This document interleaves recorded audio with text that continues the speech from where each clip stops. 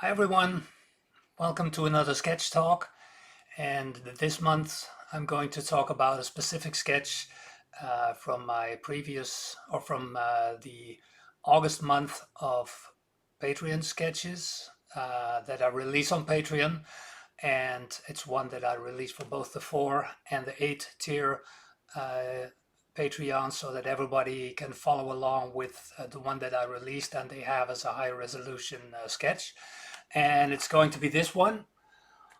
And I saw in a previous take on this that I hide my face. So let's do it like this. This is the one I'm going to talk about and see you in a bit. All right, let's take a look here. I've included the sketch here right to my left, to your left. I did it here as a thumbnail so that we don't get distracted too much by it.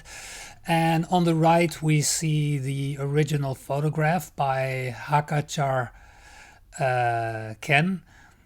And I didn't pronounce that right, so sorry for that, Ken. He used to be available on another name on Instagram, but he changed it, so I'll take his new handle, but I will include the original link to the image in the description here on the YouTube video.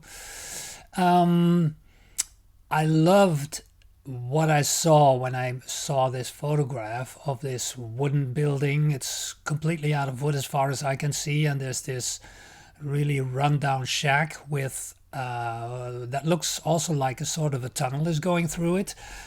And I found it a really interesting item to make a sketch out of. And I needed to do a couple of things, adjustments to accommodate it in my sketchbook. Because usually my pages are really elongated. You don't see that in the image on the left because I cropped off a little bit of the top and the bottom of my page. And I don't do any color post-production in Photoshop because I like to have my sketches as close to the original in my sketchbooks as I possibly can. Because I could do a lot in Photoshop to make it cool and nice and flashy, but I would like them to be as exactly as possible as they are in my sketchbook. But what I do actually do is crop off areas. Sometimes that is because of Instagram, because if you have very vertical images, Instagram will crop off the top and the bottom, and sometimes that's something that I really don't like, so I extend the sides of the page, and it's something that you can easily do in Photoshop. I will probably make a really short lesson on that in a future video, but let's come back to this one and see what I did. I didn't actually do that much to the original because that was great as it is. But I did do some things, and one of it was, that's my first step always, is that I isolate my subject from the background. And in this case, let's go to stage 1. That's this.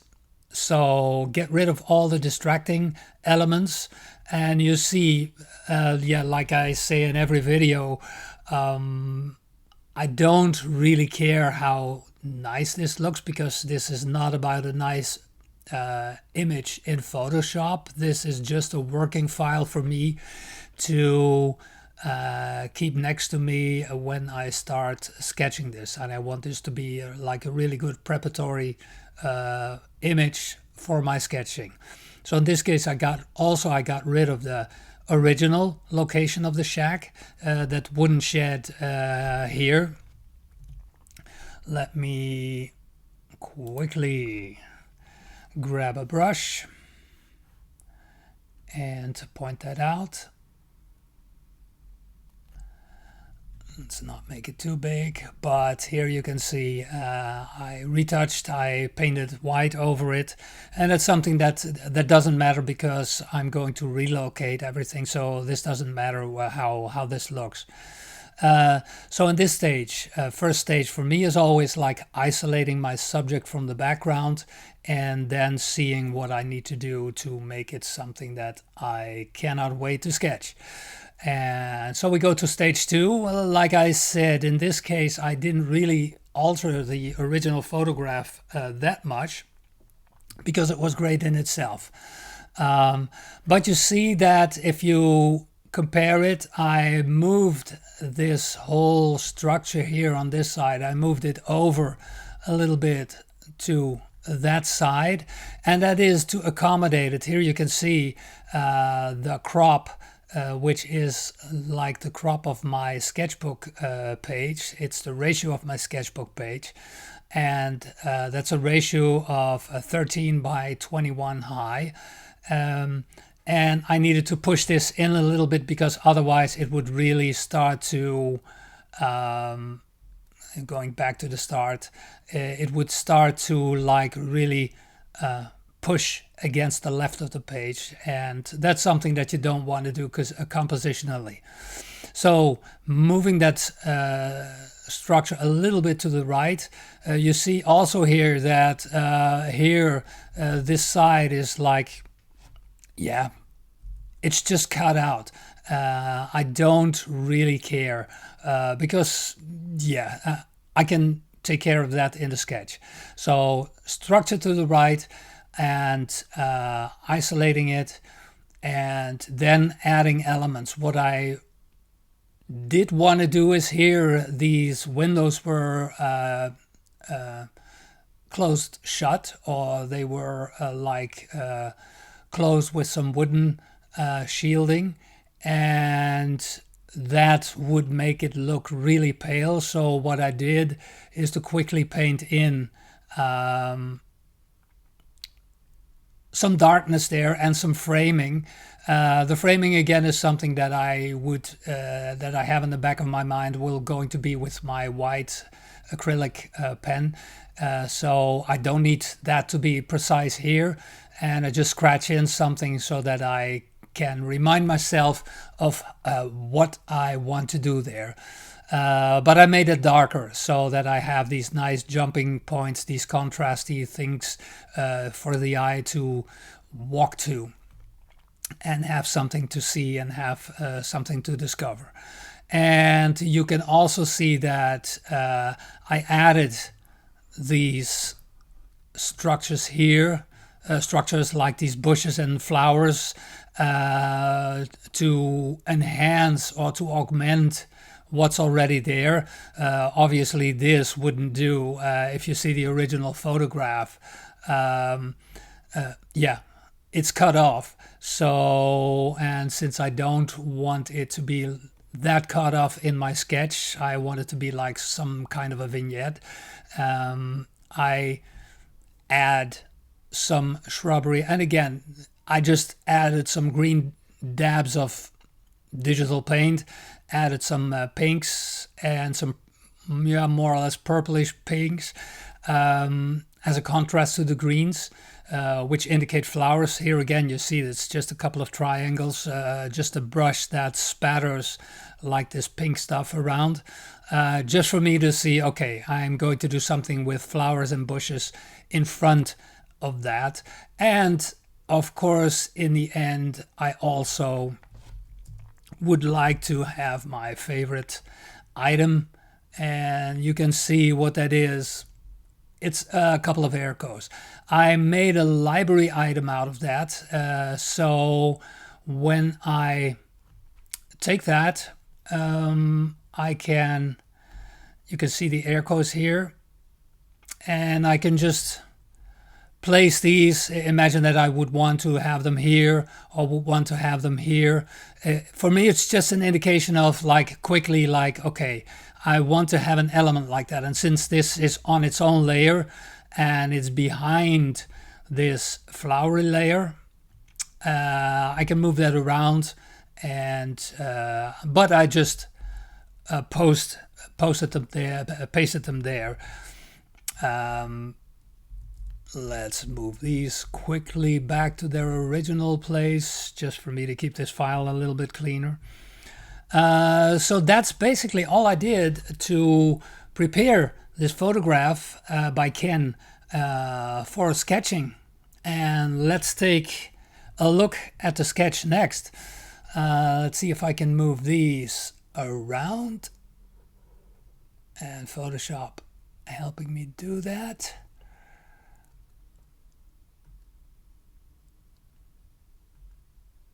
Put these there, and it's always like a little bit fiddly. Here we go. Now let's move this one a little bit to the side and make it smaller. So let's have a look at the sketch. What you see here is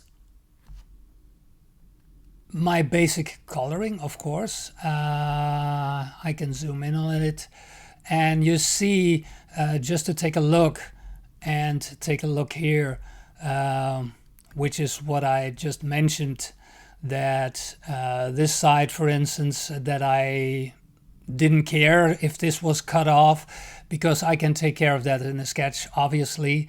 That's what I did here. So the line work is like pretty fluent, and again I make a I try to be very conscious about my silhouette, and the silhouette in this case being like not doing straight all the way through, because that looks, well, you can see how that looks. If you look at this here, let me grab that brush again, and I will also put that brush. If you see this edge, it's completely straight, and if you look at this edge, make a comment layer here as well, you see that here I have all this stuff going on, and also here I have this stuff going on.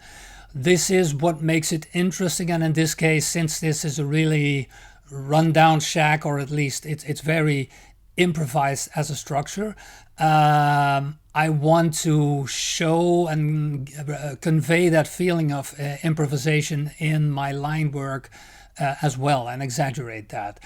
Same here, I go all the way through and make this a really lively silhouette.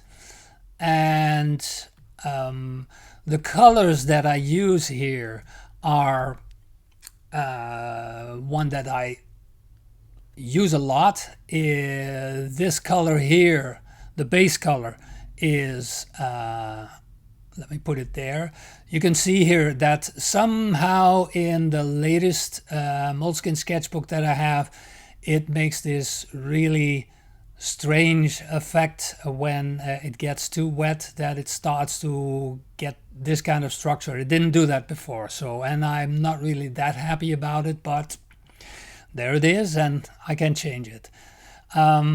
This color is a Copic E13, and the E13, which is called light suntan, is one of the colors that I usually use, or I use regularly, and especially also in combination with the E11.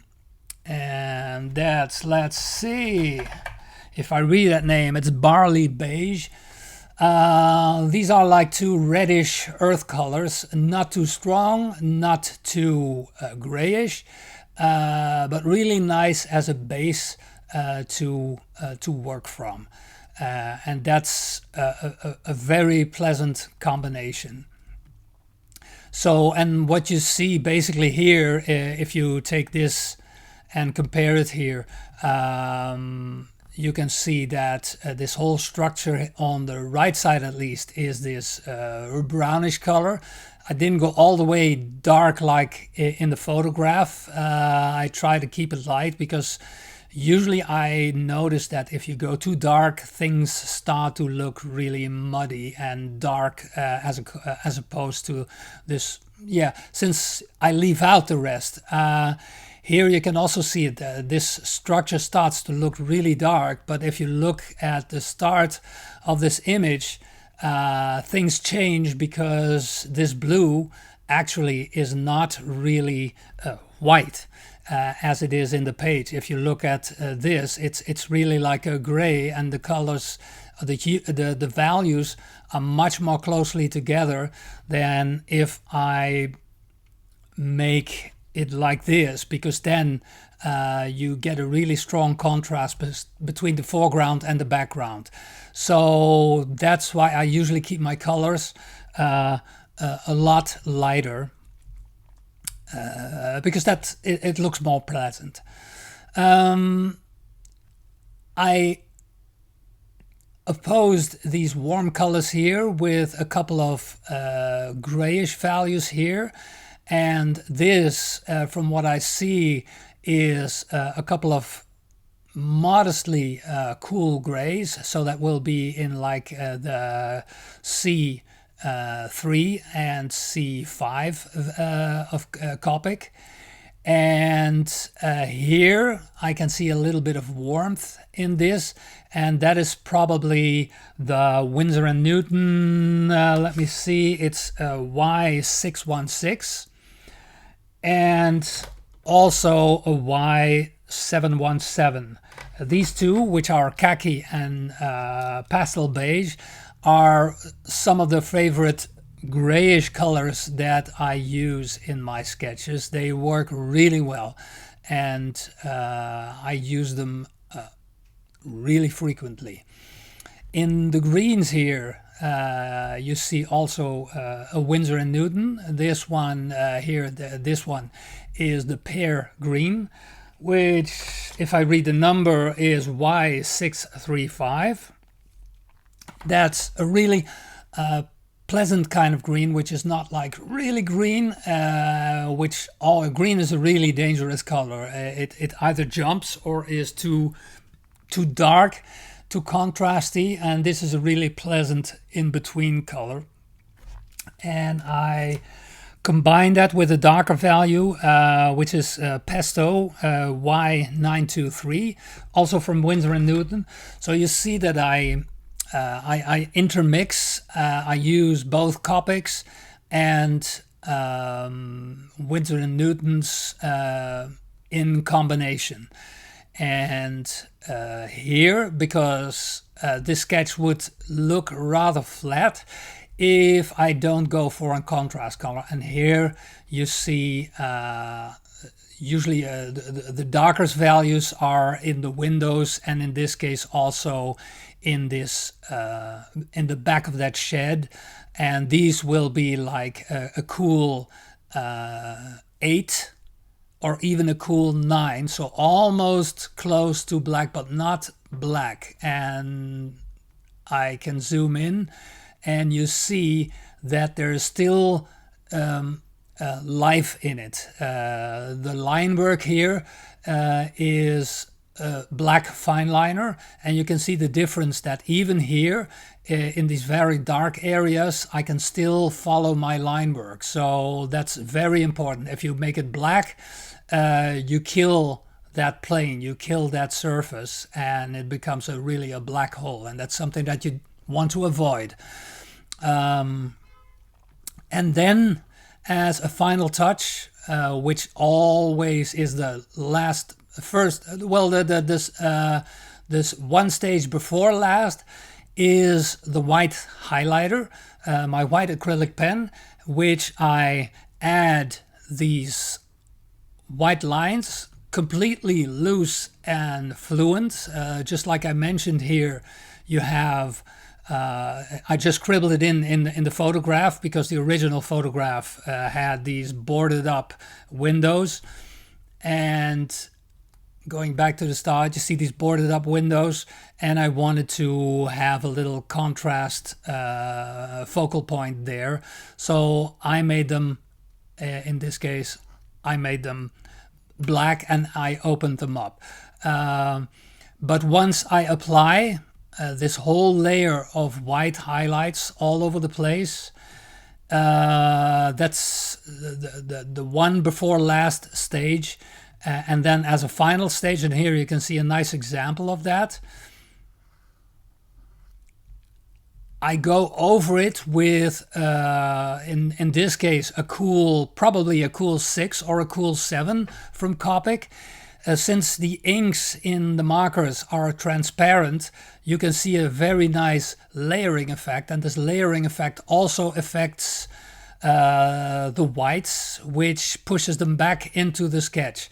And then you can combine, here you see this effect also, you can combine the lights and the darks, and you can suggest that there's shadow, and some of these things are in light and some of these things are in shadow, which gives it really a very nice extra depth layer. Here you can see this as well. Top part is in shadow, which is a little darker, and here they are in light, so they are more fully white. They're still not completely white, luckily, because then they would really etch out in the sketch. And that's basically it. In this case, since I have all these flower arrangements in the sketch, you can see that I not only used a white highlighter, but I also have like a pink and a yellow, and I use these if I want to have these floral elements, and I just push in a couple of dashes like this. And here also some of them will be in shadow and some of them will be in light, and that way you can have a nice interplay of all these colors on top of the other colors, because these, as you can see, they are quite opaque. These are not markers, this is acrylic, because otherwise it would be transparent and you can never ever make a really bright color over something that is already dark. If I go to grayscale, you see that the values of this green and this pink are almost the same. You would never be able to pull that off with like a pink Copic marker or a pink Winsor Newton marker, because they are transparent inks. So here you can see the coverage, and that is also something why you need to be very careful, because these are water-based, and water-based will at some point kill the structure in your sketchbook paper, and if you do it too much you will destroy the paper, and that's something that you want to avoid, because that starts to look ugly. There's also another thing that you see happen. Here you see that's not 100% covered, and that's because it's water-based, and sometimes there's a little bit more fluid mixed with the pigment, and you get these milky kind of values, colors, and that's okay. I mean, it doesn't have to be perfect. You can see that here as well. They don't have to be perfect. It just needs to tell the story, and the story in this case is this image, and that's the final image. I put in all the elements, I prepared it, I prepared the photograph, and this is what finally resulted from it. So I hope you enjoyed this video, and I look forward to seeing you next time for the next sketch talk, or if I have an idea, or if you have an idea, let me know and I can make another video about that as well. See you next time. Bye bye.